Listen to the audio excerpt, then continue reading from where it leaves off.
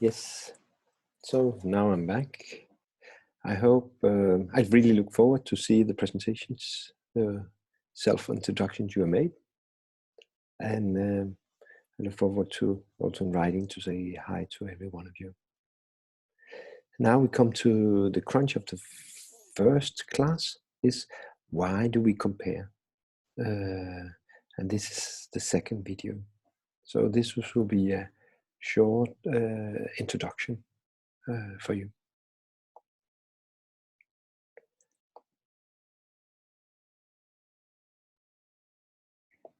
Regarding sharing, we have always comparison. We have always comparison. We are always even when we are small and throughout history we have been comparing. Who's the tallest? Who's the strongest? Who's the smartest? Who's the brightest? Who's the handsomest, most handsome, and things like that. And we always do it. Also, we do it implicit or explicit. We see some things. And the first time we go abroad, then we say, "Oh, this is different from where I come from," because before we go abroad, we take everything for granted that it is as it is in our own place. Of course, with all this, with information sharing, with television, with internet and things like that, this has changed a little bit. But when traveling abroad, it's always it's one thing is to see it on the screen. Another thing is, in fact, also to be it. So that's also we compare, and we always take a point of departure, or the first point of departure is from what we know.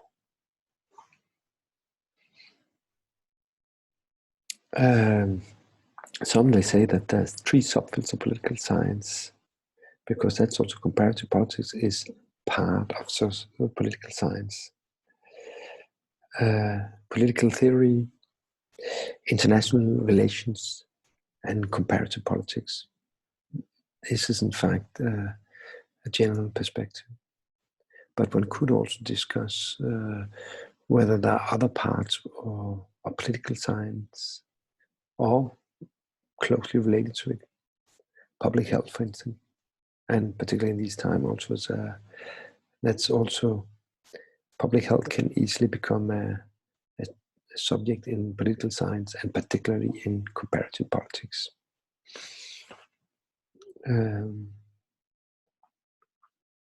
Meaning, what does it mean? Nature and the definitions of comparative politics. It's a comparative politics. It do comparison of various political systems, and in the United States, it's very often seen only as comparing different countries.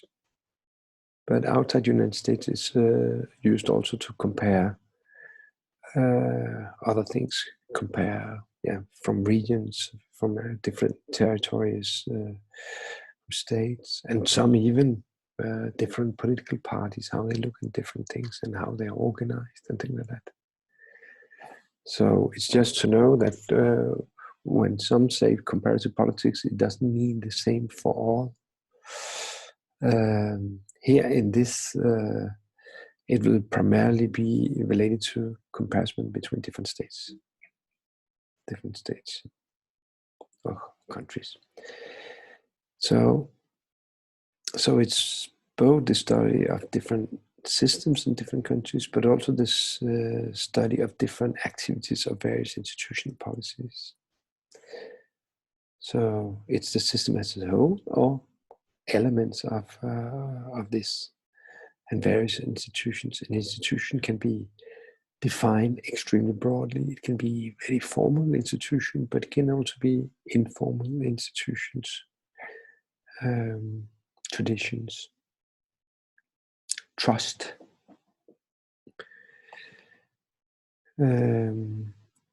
Definitions. When I say trust, it's because I know that there are some in comparative politics who have been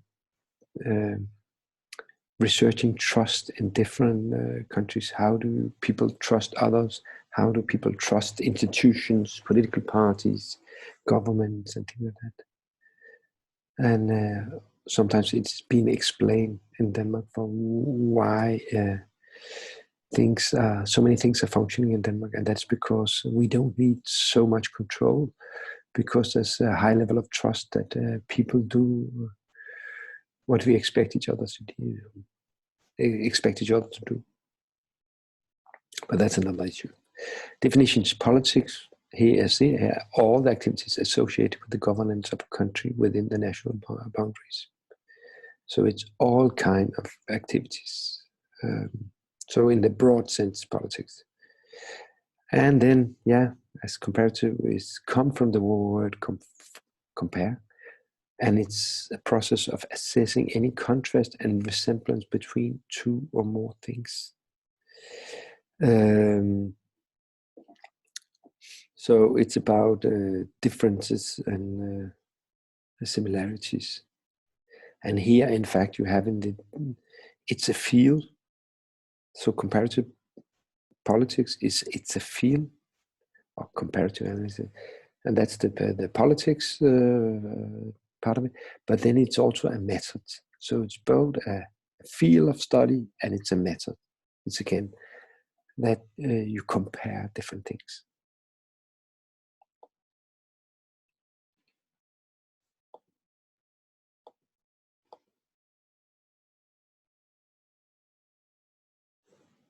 Oh, I did too fast. Comparative politics examines political realities in countries all over the world and looks at the many ways government operate, but also the ways people behave in politics. So it's about how we have organized our different countries. And then it's also about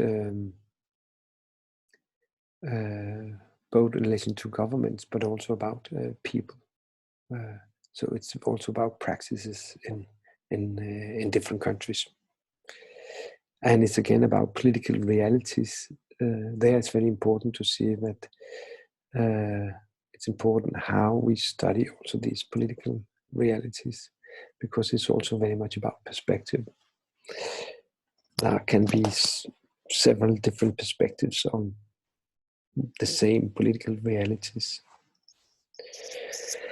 Comparative politics examines and analyzes how governments are structured, how they function, how they interact with the population in pursuing common goals, or how they do not interact in order to pursue common goals, how political leaders and the population behave in politics, how they participate in political life through various political mechanisms, and then how demands emerge, power emerge, is manifested, is exercised, and then how in a society the benefits are distributed.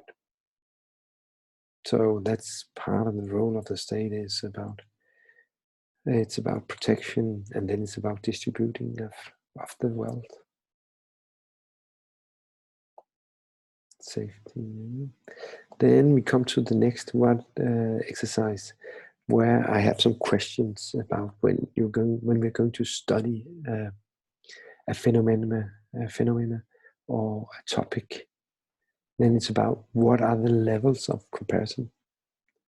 Is it because it's different if you're going to study the state, public health system, or trust? So what's the levels of comparison? It's in the macro level, or what is compared? What is to be compared?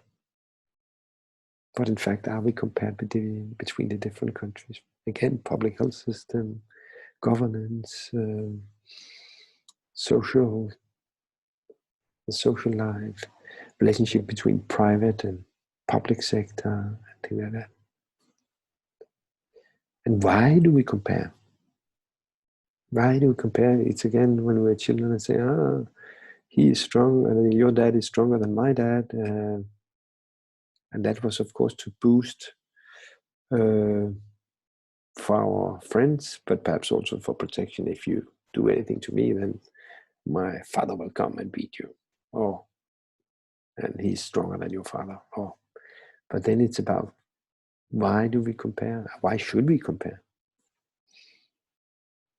Shouldn't, one could say, oh, it's not necessary. We have different countries and we have chosen different paths, and so diversity. Yes. What are the principal purposes of studying comparative politics? And in that, what's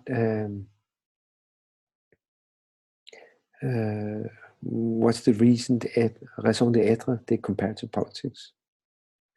Why is it interested for? Why does it get funding from the states, from others? Why do we think it's very important? What is the principal purpose of studying comparative? So, do the assignment in Canvas. You'll see the others' responses after you've done it yourself. You are then free to add comments to each other. It's again, when we learn, often it's not an individual exercise. We all learn the most when we do it jointly. So I encourage you to comment on your team or classmates' comments. This is in fact the end of video 2. I hope you enjoyed it, and when you finish the assignment, we'll go for the third. We'll go for the third exercise. Or the third. Stop recording.